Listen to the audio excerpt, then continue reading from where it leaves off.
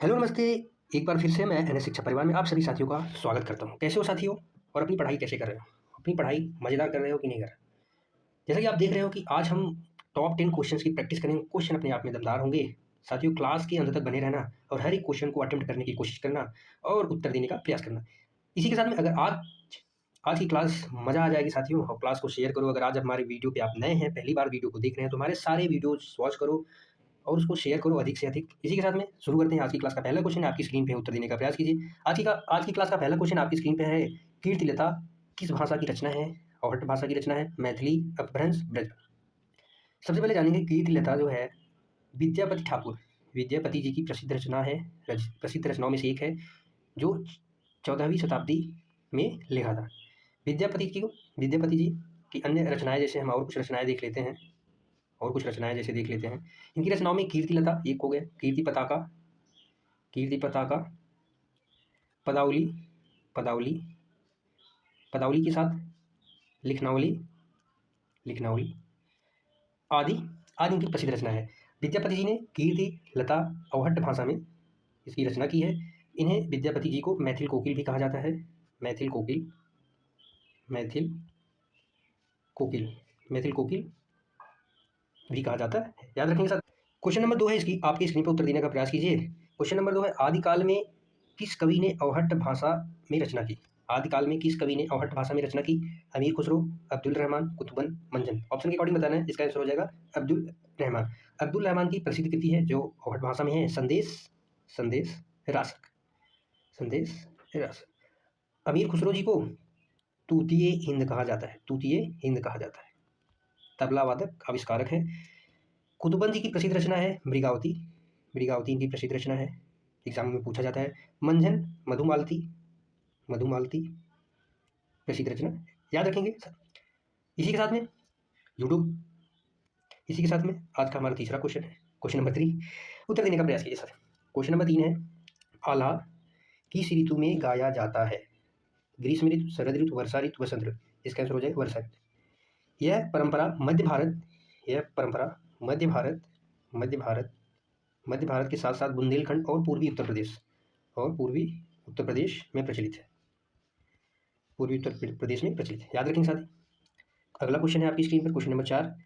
हिंदी साहित्य के आदिकाल का अभिनव जयदेव किसे कहा जाता है? ऑप्शन है चंद्रवरदई, पुष्यदंत, विद्यापति, जगनी। इसका आंसर हो जाएगा विद्यापति। यह उपाधि अभिनव जयदेव की उपाधि, यह उपाधि राजा शिव सिंह ने दी थी। विद्यापति जी को मैथिल कोकिल और पंचानन जैसी उपाधियों से भी जाना जाता है, नाम से भी जाना जाता है। मैथिल कोकिल,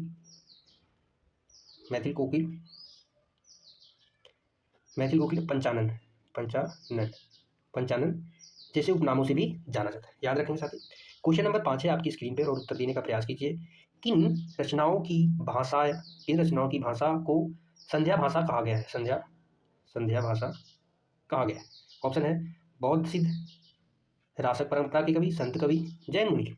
इसका आंसर हो जाएगा बौद्ध सिद्धों की रचनाओं को संध्या भाषा कहा गया। याद रखेंगे। क्वेश्चन नंबर 5 है आपकी स्क्रीन पे, क्वेश्चन नंबर 6 आपकी स्क्रीन पे उत्तर देने का प्रयास कीजिए। आचार्य रामचंद्र शुक्ल जी के अनुसार हिंदी साहित्य का आविर्भाव कब से माना जाता है? इसका आंसर हो जाएगा सी, प्राकृत की अंतिम अपभ्रंश अवस्था से माना जाता है। ठीक है साथी। क्वेश्चन नंबर 7 है आपकी स्क्रीन पे उत्तर देने का प्रयास कीजिए साथी। थोड़ा वॉइस इश्यू साथी, थोड़ा सा इसके साथ में मैनेज करने की कोशिश करिएगा। क्वेश्चन नंबर 7 है, उत्तर देने का प्रयास कीजिए। क्वेश्चन नंबर 7 आपकी स्क्रीन। अपभ्रंश के प्रथम महाकवि बताना है। अपभ्रंश के प्रथम महाकवि कौन है? हेमचंद, स्वयंभू, रामचंद्र, सोमप्रभ सूरी। इसका आंसर हो जाएगा स्वयंभू। इनकी ये प्रसिद्ध रचना है पौंचर्यू, प्रसिद्ध रचना है। स्वयंभू जी को अपभ्रंश का वाल्मीकि और व्यास कहा जाता है। अपभ्रंश का वाल्मीकि और व्यास कहा जाता है स्वयंभू जी। याद रखें साथी। क्वेश्चन नंबर 8 है आपकी स्क्रीन पे, उत्तर देने का प्रयास कीजिए। क्वेश्चन नंबर 8 है, हिंदी का प्रथम महाकाव्य कौन सा है? ऑप्शन है पृथ्वीराज विजय, रामचरितमानस, पृथ्वीराज रासो, पद्मावत। इसका आंसर हो जाएगा सी, पृथ्वीराज रासो प्रथम महाकाव्य है। इसकी रचना चंद बरदाई जी ने की थी। इसकी रचना की थी। पृथ्वीराज विजय इसके लेखक जयानक है। जयानक जी हैं। पृथ्वीराज विजय जो 12वीं शताब्दी के आसपास में इसकी रचना की थी। जयानक अच्छे से लिख लेते हैं। जयानक जी हैं, याद रखें साथी। डी है पद्मावत, मलिक मोहम्मद जायसी की प्रसिद्ध रचना है। मलिक मोहम्मद जायसी की। रामचरितमानस जैसे कि आप जानते हैं कि प्रसिद्ध महाकाव्य है, गोस्वामी तुलसीदास जी के द्वारा रचित है इसकी रचना। गोस्वामी तुलसीदास, जिसमें 7 कांड हैं, याद रखेंगे साथी। क्वेश्चन नंबर 9 है आपकी स्क्रीन पर और उत्तर देने का प्रयास कीजिए। आदिकालीन क्वेश्चन नंबर है, आदिकालीन साहित्य में वीर रस की रचनाओं में प्रायः किस भाषा का प्रयोग किया गया है? आदिकालीन साहित्य में वीर रस की रचनाओं में प्रायः किस भाषा का प्रयोग किया? इसका आंसर होगा, क्या आंसर होगा? पिंगल, डिंगल, बुंदेली, प्राकृत। इसका आंसर हो जाएगा बी, डिंगल से। अगला क्वेश्चन है आपकी स्क्रीन पर, उत्तर देने का प्रयास कीजिए। क्वेश्चन नंबर 10 है। क्वेश्चन नंबर 10 देखेंगे साथी। शब्दानुशासन के लेखक हैं। ऑप्शन है रामचंद्र शुक्ल, हेमचंद, सरहपाद, स्वयंभू। सबसे पहले जानेंगे स्वयंभू की प्रसिद्ध रचना है। प्रसिद्ध रचना कौन से? पौंचरी। स्वयंभू जी को अपभ्रंश का